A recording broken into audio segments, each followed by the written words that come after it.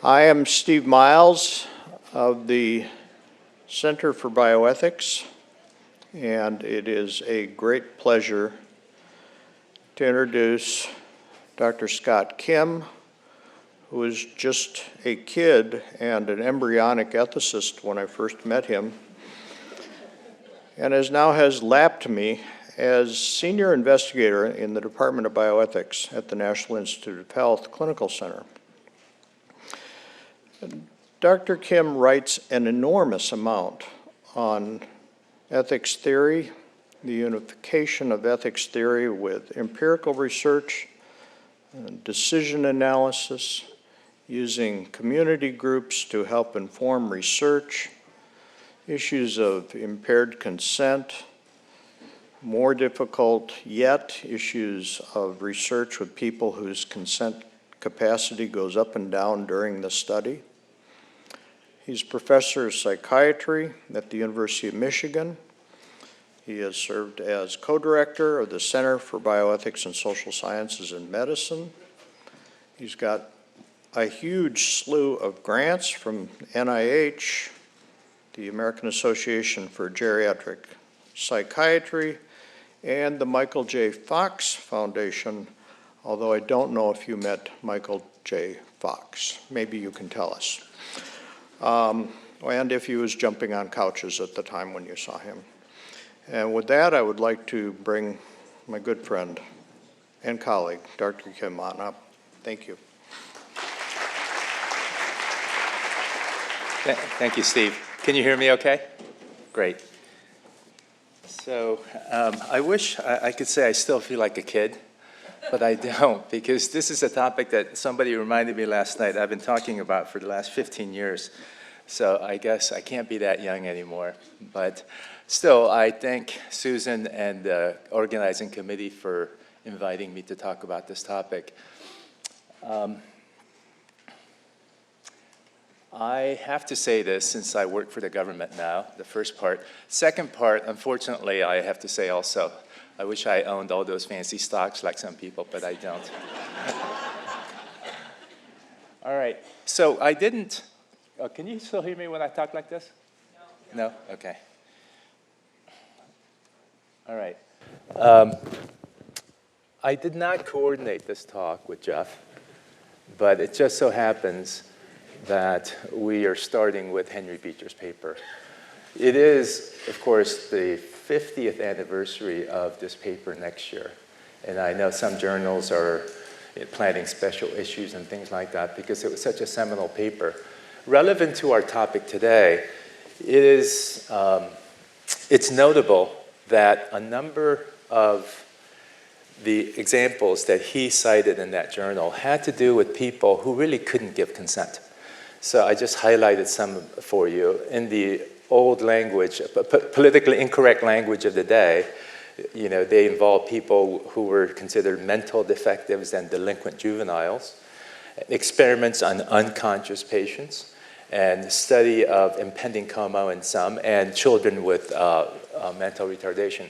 So this is an issue that has been around for a long time. It didn't start, of course, with Beecher. This is an issue that's been part of all those scandals that led to what's called the modern regime that Jeff talked about of research ethics. Now, this topic has received amazing amount of attention. It's sort of like analogous to healthcare reform that never happened. It's sort of, I guess it kind of happened, but this is a topic that's been talked about since the early days. So the Belmont Commission, the National Commission, addressed this, and they produced many reports, and most of those reports actually became regulation, except for one, and it's this one called Research Involving Those Institutionalized Mentally Infirm. And I'm just going to go through it. Even if you know any of the history, you'll see that there's lots of commissions and groups have visited this theme anyway, broadly conceived. So in 1982, President Carter's commission, that was clinically oriented but still discussed this topic. Around late 90s, there were state commissions. Maryland Attorney General led an effort to define their policies for the state. There was NBAC, National Bioethics Advisory Commission, some of whose members are in this room, actually. New York Department of Health actually had a working group on this topic.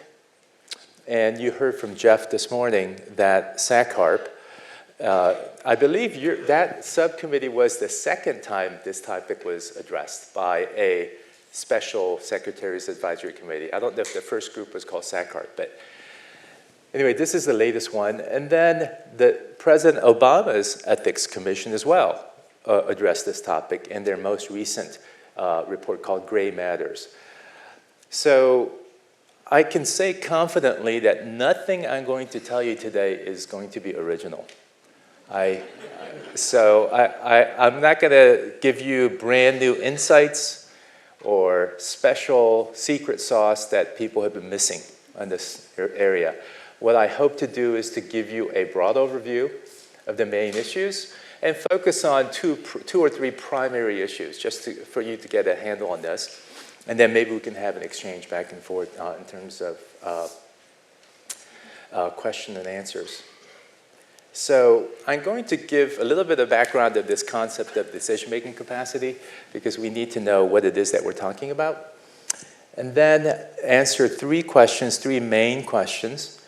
Are studies with people lacking such capacity permissible? Obviously, the answer is yes, but in what way it's yes and what are the limits? That's what I want to talk to you about. Who should give consent? This has been one of the thorniest issues in this area. And should there be limits to risks?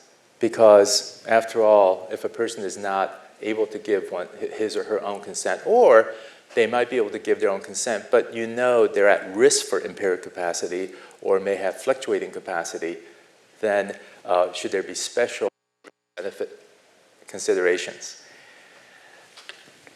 And we'll have some question and answer. What I hope to do, as I said, there's going to be nothing really tremendously original about what I have to say. What I am going to try to do, though, is to use some data that I and my colleagues have collected over the past 15 years addressing these questions. It's been one of the themes of my work has been this topic, and we've tried to address policy-relevant questions doing empirical research, and I hope to insert some of the appropriate data in talking about these issues. So what is decision-making capacity? Now, I'm going to give a slight detour because in all fairness, in this day of globalization and so forth, I feel compelled to at least let you know that the UN Convention on the Rights of Persons with Disabilities and the committee associated with it recently issued a general comment in which they address this broad issue of how do we treat people in our society who may have some disability about decisions. And it's quite striking what they say. They say the following: the concept of mental capacity is highly controversial in and of itself. In fact, the kind of framework that I'm going to tell you that we use and ought to use in a moment is condemned in this report as outdated, outmoded, and unjust. And following on that judgment, the General Committee also has said that substitute decision-making regimes, such as guardianship, conservatorship, must be abolished. So they received a lot of open comments, and in spite of those comments from various groups, they have maintained this view. The takeaway point, why do I mention this? This is an area, meaning how do we treat people who have impaired decision-making abilities or are at risk of having impaired decision-making? How do we treat people in the clinic, in research? This issue is a still evolving issue in many societies. It's been surprising to me that since I've been working on this for the past 15 years, in those 15 years, Many countries have, for the first time, passed laws specifically on topic. And you would think these are countries that are kind of remote, developing countries. Actually, it's not. It's England and Wales, Scotland, Australia, New Zealand, Singapore. So this is an issue that's still very much in development. And the second point is that it remains a controversial topic, to the point where I believe, as evidenced by the UN document, that ideological concerns often trump careful review of data and clinical realities.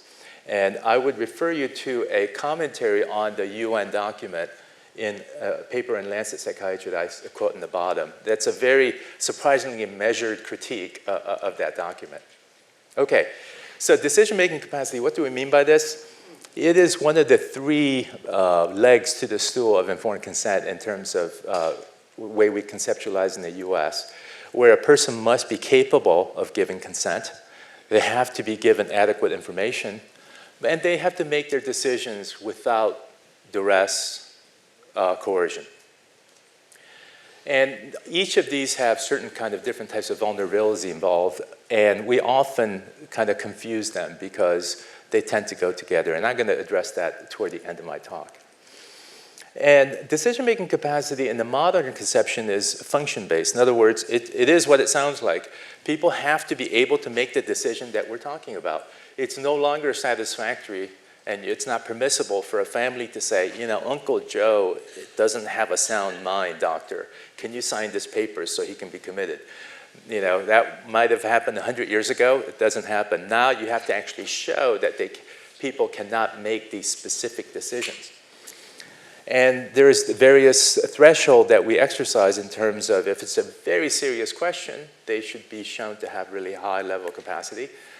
Most people are presumed to have capacity, and it's only when you have special reasons to believe and challenge and examine that the issue should come up. Now, every time I give this talk, somebody yells at me because they go, you know, you're confusing competence with capacity, and capacity is clinical and competence is legal.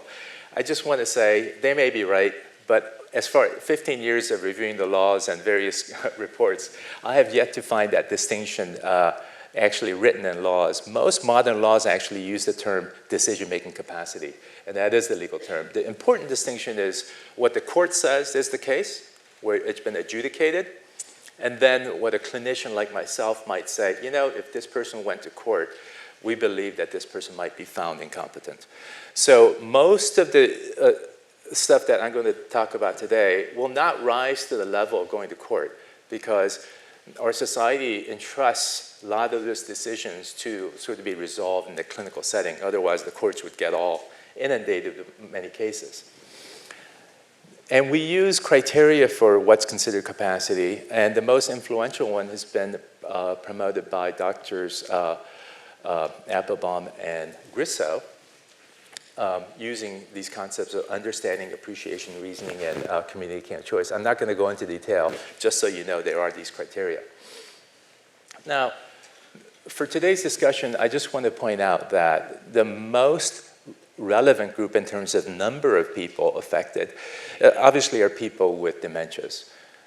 Alzheimer's disease is a massive worldwide problem, expected to affect, I think the last report was something like 70 million people around the world by 2050 or something like that.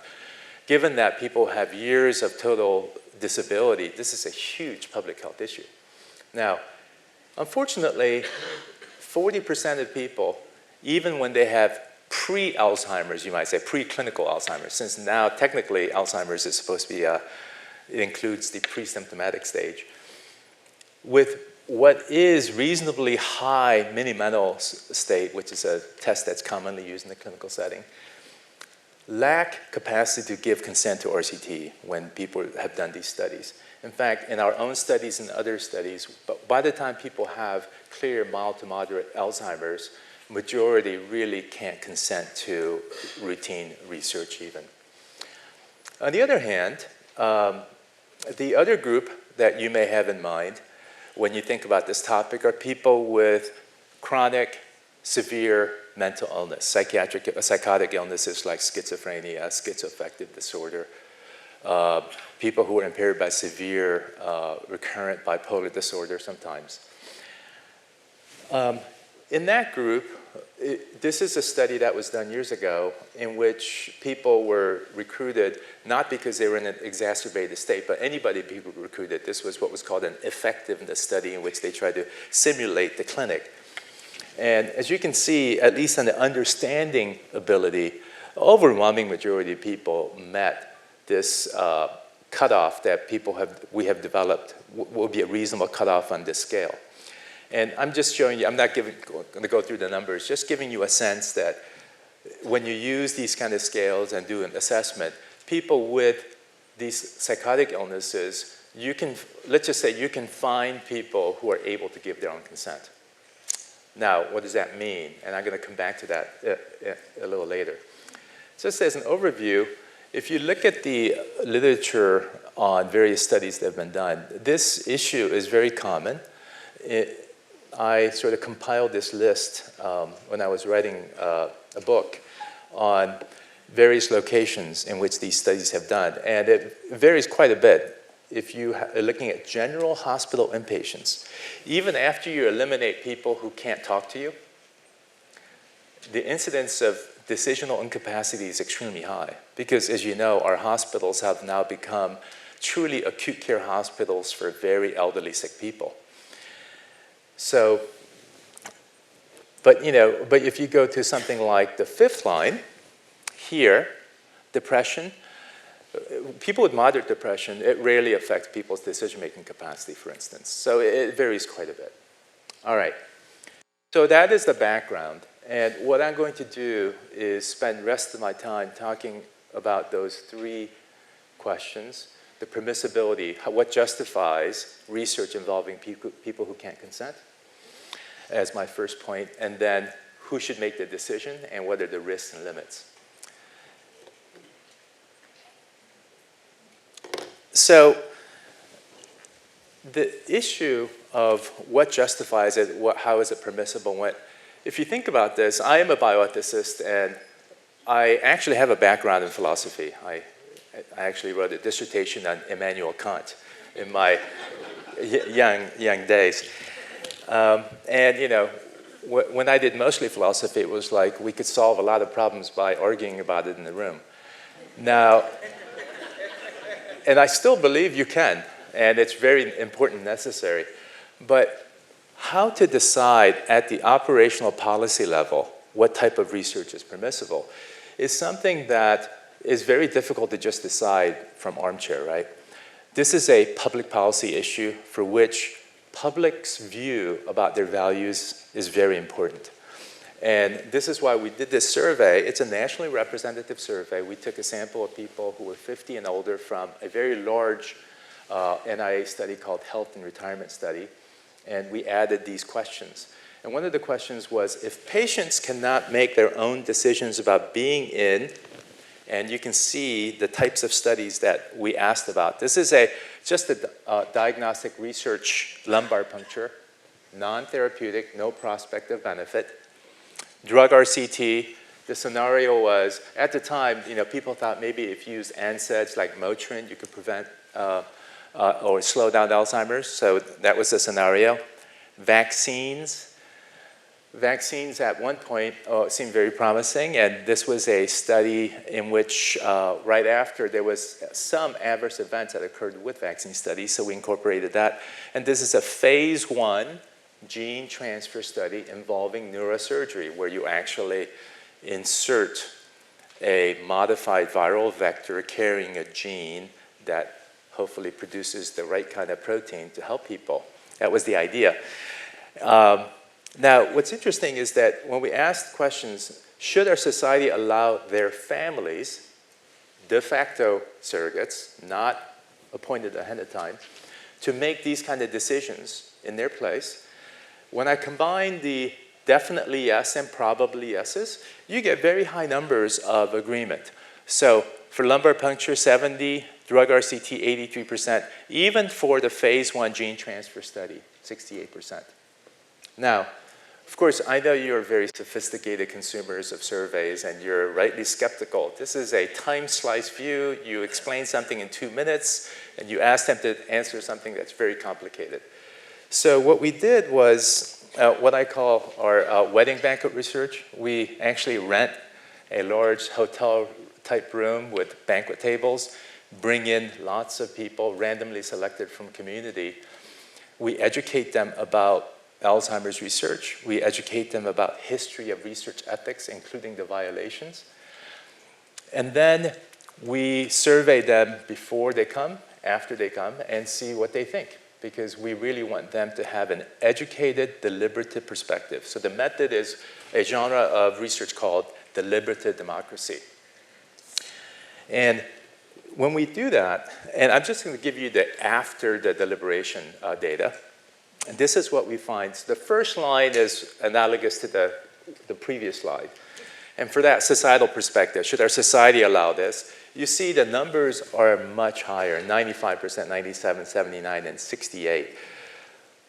What's in the second line is, would you be willing to have your own family member be the decision maker so that they could enter you in a study like this, okay? And you see for the first 3 scenarios, that's actually quite high. You know, what's surprising is even for a neurosurgical intervention, first in human experiment, over majority would say yes. And I think this speaks to the fact that people by now understand how devastating an illness Alzheimer's is and understand how important it is to research on it. Now, okay, but you might wonder, okay, well, that's fine, but what do they really think? These are just numbers. We actually did a very intensive qualitative analysis of these banquet tables, of the deliberations that people engaged in during the day. And the way we did it was the clinical researcher and the bioethicist, we almost literally tied them at the hips, and they had to walk around the room to answer any questions together to make sure that they got all sides of the view. And what was amazing to me is that even in that one day, how quickly people we random digit dialed to invite them to come to our session were able to process what our field has been struggling with for, 30, 40 years, in a pretty quick fashion. So here's a participant A's quote. If the answer is no, in other words, you can't allow this kind of research if the person can't consent, that surrogate can't give consent, then there's no hope for ever getting anywhere. So the answer has to be, in my mind, yes. Another participant, by voting nay against surrogate empowerment, what you're essentially doing is voting no to every other family. You're putting yourself in a position of impacting every family who has an Alzheimer's patient. And I think I couldn't have put this issue any better than this person who says, so it seems as though we almost have no choice but to have some form of surrogate consent. And our challenge is, how do we make it work? How do we build protections for, the Alzheimer's victim, the patients? So, people get this pretty quickly, and they know what the issues are. And, we spend an entire day working with these folks thinking about various aspects of the policy. Now, so federal regulations, of course, clearly allow research with surrogate consent, and they use the term legally authorized representative. And the OHRP guidance turns on. However, they defer to the states and local authorities to define what LAR means. So it really depends on whether or not the local jurisdictions have these. And very few do. In fact, only 3 or 4 states have what we would consider modern laws. Modern laws just meaning people who wrote it had awareness of the common rule, how the regulatory regime works currently. Only 3 or 4 states actually have LAR definitions and research regulations specifically aware of that background. And some states have regulations or attorney general statements that sort of clarify for researchers. Now, having said that, there is one area of wide agreement, And this speaks to another point that Jeff Bakken made this morning, which is that there has been, the research ethics regulatory system really is, I think, one of real success stories in human rights. I think that's indisputable. And one of the ways in which we've achieved that in this realm is that there is, I think, universal agreement that you can't involve people who have impaired ability to consent unless you can specifically give good reasons why those people must be involved. And that was the problem with a lot of the studies that we saw. People who were convenient to use, people who were too weak to protest, people who didn't have the social supports to protect them. So now that we have this rule, even though it's not part of the regulations, this is an accepted ethical principle that's part of any practice. And usually they contain most of these elements I'm going to share with you, that research can't be done without actually involving these folks who can't give consent. So, and second, research has to be focused on the disorder or has to benefit people who have that disorder, in the long run at least. And rarely, even if it's not on an issue that's not related to disorder, sometimes it might be permissible, only because there are some discriminatory issues involved. So for example, if a person has, let's say, Down syndrome for a complex protocol, which they have a rare disease, and this is potentially, even though it's research, promising. And I don't want to get into our earlier discussion of therapeutic misconception, but you just have to accept my word for it that there might be trials like that. And I can argue with you afterwards if you like. In those circumstances, it would be okay. Now, the HHS Secretaries Committee, SACHRP, of which Jeff is now the chair, back in 2009, visited this issue. And they felt that the reason why they undertook this work was that at best the field is characterized by a patchwork of IRB policies and research practices. And that's actually almost true even now, I would say. I do think that many IRBs have developed good policies, so there is some more definition within institutions, but it's still somewhat hazy. And Jeff didn't put up the URL for the report, but I am here, so if you get a copy of this, I think this is well worth getting. I entirely agree with Jeff that this is probably one of the best public documents on this topic.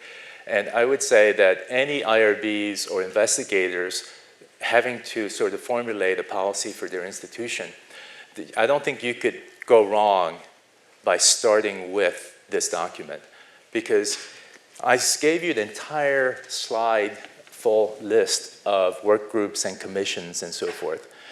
But I believe that this document was composed in a way that's somewhat different.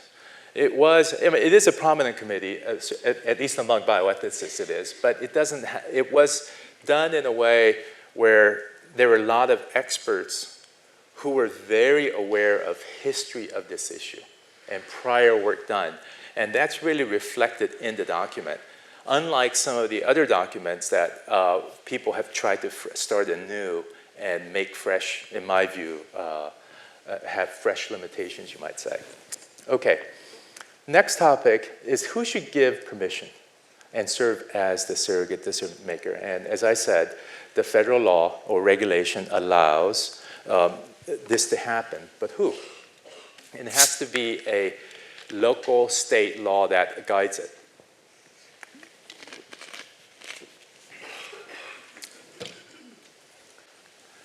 So these are the various options. You could have legal guardians. I know a lot of lawyers, I think I might be at a law school, or it's a law school sponsored event, so I shouldn't say anything bad about lawyers. But from a legal point of view, this is very certain, right? Because a legal guardian has the authority of a court, right? Unfortunately, there's no intrinsic necessary link ethically to the person to the decision that has to be made. Usually, there might be, but not necessarily. Healthcare proxies in the form, for example, of durable power of attorneys are very good because it's the subject's own choice, but those are usually written for clinical decision making, and some extrapolation has to be made for the research context. But still, I mean, if you had to choose, this is a good one. There's that, in reality, de facto family surrogate is sort of what we're faced with usually, because not everybody fills out an advance directive. And when they do, it's usually quite when they're much older, when they're sick and so forth. And a lot of states now, in fact, almost all states now have surrogate decision-making laws that actually designate the hierarchy of who can function as surrogate decision makers. But of course, this doesn't have the advantage of a healthcare proxy appointed by the person, right? Where you feel like that person really wanted this person to be their decision maker. Of course, we always talk about research advance directives. This is a nice idea, but unrealistic. In fact, there was a nice study done by my colleague Dave Wendler, where when he recruited 100 people who were actually in a Alzheimer's related study, people at high risk of developing Alzheimer's, and asked them, would you be willing to appoint a proxy to help make decisions for you? And 100 people said yes. So he goes back 1 year later to see how many people actually did it. I think it was about 18 people. So even for people, when you specifically ask them, so that's not a realistic option. Concurrent directives, which I'm going to talk about in a little bit, is very interesting because for some people, you may lose the capacity to really figure out how to consent to a complex protocol, but the idea that it's research and I trust this person to make that decision for me, that many people feel, and our group does too, they may be relatively better preserved. So SACHRP proposed a hierarchy in their paper, in their document, and you can just read this for yourself later if you have it. What I'm going to do is to give you some of the data from some of our studies that are relevant to this these issues, because this really speaks to how much do people trust their families or surrogates or proxies to make these decisions. And the question that's always intrigued me is, you know, these are very artificial questions we ask people. Would you be willing to do this in this context? And we asked the follow-up question, which is, okay, you said that you would be willing to be enrolled by your family's consent, permission, or not willing. Thank you for that answer. Now, imagine in the future when this decision has to take place, how much leeway would you be comfortable with that person, your family member, exercising about that decision? No leeway at all, so they have to do what you say now, or some or complete leeway. The top portion is the national survey results, and the bottom is my deliberation study results. So if you look at that, on the national survey, it's still only a minority of people who say no leeway. Majority are willing to give leeway. Now, granted, most of these people who said, no, I don't want to be in the study, but are saying, no, yes, I want to be in the study, but my family can say no in the future. That was the more common, just by the sheer numbers. But still, the amount of leeway that people are willing to accept. And this is parallel results from clinical setting as well. And when you look at the same issue after deliberation of these issues with peers and experts, people's willingness to really entrust these decisions, even if it really means going opposite what I say today, is actually quite high. So in theory, now, so I think that sort of informs how we think about this issue, because we tend to focus on individuals' decision-making ability, but really people live in a system. And the trust involved with their families and so forth, and that has to be taken into account. And I'm just going to quickly run through this. And this was a study we did where we actually 180 people with Alzheimer's. We interviewed them in multiple interviews with different types of scenarios of research and see if they could consent, including whether they could they were able to consent or appoint a proxy, capacity to appoint a proxy, as well as capacity to give consent to a really high-risk study and relatively lower risk study. And we developed a validation of their status, capacity status, by really torturing 5 psychiatrists with 540 videotapes they had to review over the course of 3 years. And this is what we found, that let's start with the bottom result first. Can you see this? Okay, I'll just say it out loud. 92% of early AD, or mini-mental 24 above, patients had capacity to appoint a research proxy. So that means that if people are brought into a memory disorders clinic, if it's early, chances are more than good that you still have a window to have them appoint a proxy to help them make decisions. That's what I mean by concurrent proxy. The other point here is that for the lower risk study and the higher risk study, significant proportion of people who can't give consent to the research study itself were seen by our 5 psychiatrists as able to appoint a proxy capably. And I think that's an important finding as well. The implications, I already mentioned this. The second point is what I like to point out, and this is now part of the mantra of how we work with folks in this category, is that, look, decision-making capacity, whether a person has it, doesn't have it, is to some degree, a social construct. We have to have it. We need it to make decisions. But, God did not create the world with a natural kind concept called decision-making capacity, the way we conceptualize it. And we need to still involve people. Even if they're deemed incapable, they still have many retained, preserved abilities that are ethically relevant, which need to be engaged in our work with these folks. Okay, risk-benefit limit. I'm just going to go through the most common types of schemes that people have proposed. I would say this is, maybe Jeff could inform this as well. I would say currently, if IRBs had to come up with their own policies, this is the default position they take. This is what the pediatric regulations say. There's the prospect of direct benefit research, for which you don't, it's a balance issue. You don't talk about different levels of risk. But when there's no prospect of direct benefit, there's the minimal risk study, there's minor increase, whatever that means, and then whatever it is that we don't feel comfortable saying minor increase, and those have to go through special review by the Secretary of HHS.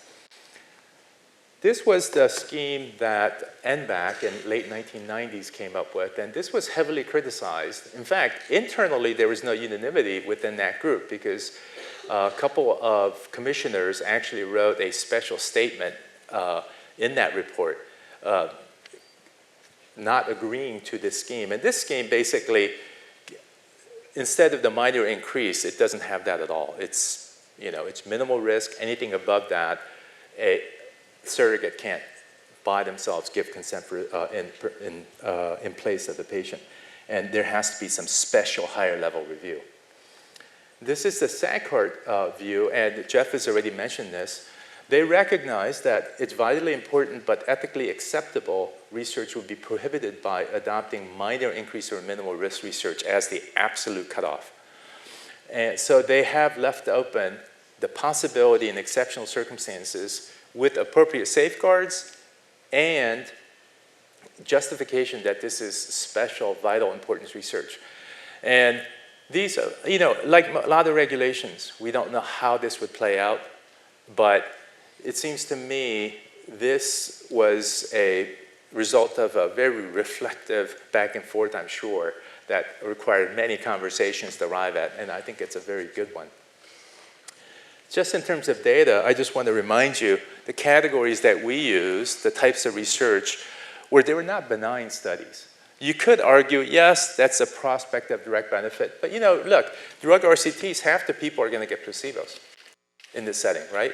So to call that a prospect direct benefit study, yeah, it's true, technically true, but half the people we know aren't. Vaccine studies, the initial studies had really some horrible side effects for people. Gene transfer, first in human experiment, we could call that prospective direct benefit. In some sense, it is, because there's nothing available. And if we thought there wasn't good theoretical rationale for trying it, we wouldn't. So my point is that from the public's point of view, there is perhaps not as much hand-wringing about these, as long as we sort of clearly understand case by case what these studies involve. Now, other protections, I'm just going to go through really quickly, and I'll stop. The importance of context is my subtitle for this, because depending on the context, you might consider these various other types of protections that people have mentioned. Having especially well-defined capacity assessment procedures, including perhaps capacity-appointed proxy. Respect for preserved abilities. The minimal level of that is understanding assent and dissent, and maybe requiring some collaborative decision-making. Subject advocates. Study partners is the new term in Alzheimer's research. Consent and study monitors. And at the NIH Clinical Center, we actually do assessments of the surrogates to make sure they know what they're doing. So there's an assessment of surrogates component too. And any of these could be appropriate depending on the protocol.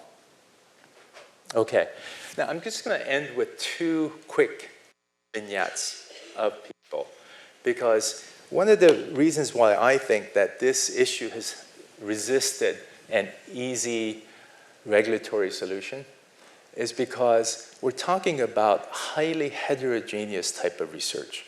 We're talking about people who are hit by a car, going to ICU, and they want to do research in ICU.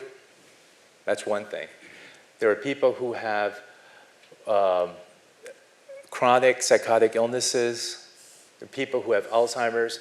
And one thing I've noticed is that in this debate, most people have kind of a mental picture of the kind of patient they're thinking about who might be relevant for this type of research.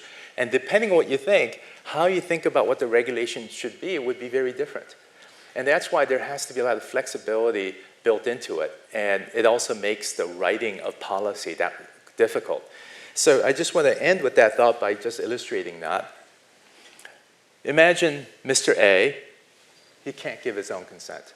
I mean, he's still conversant, but the protocol, you know, he forgets things quickly and so forth, but he still has somewhat preserved abilities that are important to express his preferences. He's a retired professor at University of Minnesota, let's say. Financially stable, psychosocial resources that he has allows him to seek out clinical trials. Those of you will not be surprised that Alzheimer's disease trials generally don't have trouble recruiting people. And the people they recruit pretty much look like people in this room. The majority of people in this room, you know, white, you know, upper middle class, highly educated people. Spouse and children are supportive and involved. Enrolled in an RCT of a novel intervention that's been tried in 1,000 people already with people with more advanced Alzheimer's. And, you know, it had minor side effects. And it's kind of a new paradigm, and it's trying to slow down the disease. So Mr. A is really excited about being in the study. And of course, I'm going to sidestep the therapeutic misconception question. I think he can understand and be motivated still of benefit, but he has both an altruistic motive and a desire for benefit for himself. Now, contrast that with Mr. S, with schizophrenia. In contrast, this person has been deemed to have capacity to give consent to the study. So if we really focus on that issue only, we might feel relieved, but I think that would be quite mistaken. Why? Often, people with this illness are alone, estranged from family, unemployed, socially isolated, quite often in cities, and the folks who live in the cities where they might be of ethnic and racial minorities, people who are really disenfranchised. And they could be enrolled in the study of a compound that's not a new paradigm. As some of you may know, in mental health research, for a while, drug companies sort of all left the game because they thought it just couldn't, they didn't see business prospects.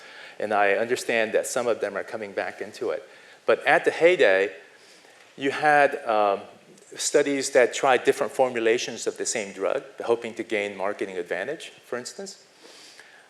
And so there's really no strong incentive for this person to enroll in a study like this. So my point is, when we talk about this topic, and somewhat in the abstract, we emphasize the decision-making capacity issue. But the vulnerability issues are much broader. We have to look at the context. So I think I'll stop there. Thank you.